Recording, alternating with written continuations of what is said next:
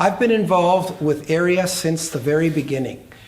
Christine Perry found me at the Mobile World Congress about 7 years ago, and we had a meeting of the minds.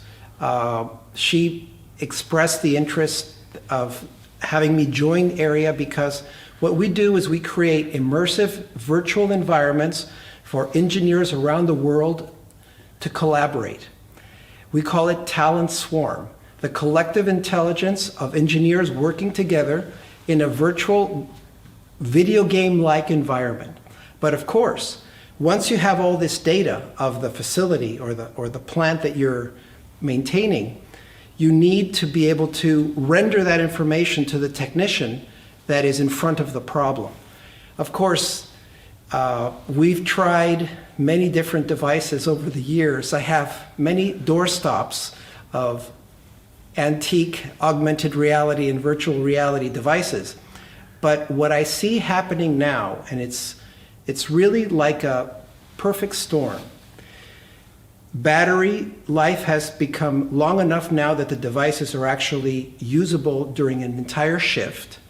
The resolution of the displays and the optics have improved to the point where you're starting to get a field of view that is usable.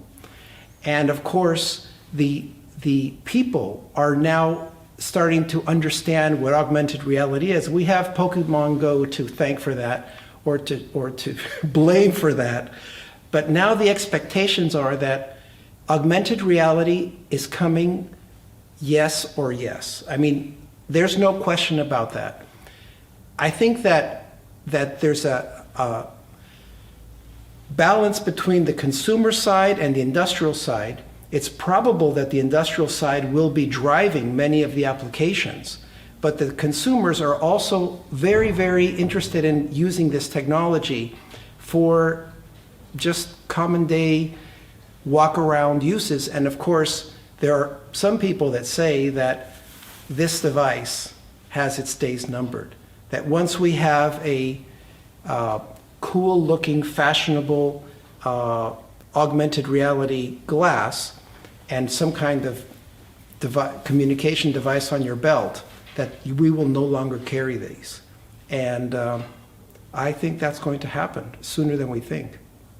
I've been attending the workshop, and two things. Birds of a feather flock together, and misery loves company.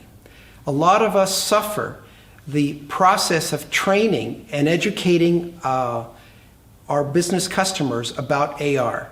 And when we come together and we share our experiences, we all get stronger, our conversations get sharper, and we're encouraged to continue. There's always in this, in fact, they showed it at the conference, the Gartner trough of disillusionment that follows the high of unrealistic expectations. And the good thing is that everybody concedes that we're sort of coming out of that trough of disillusionment where we're actually going to see some productivity from all this great technology.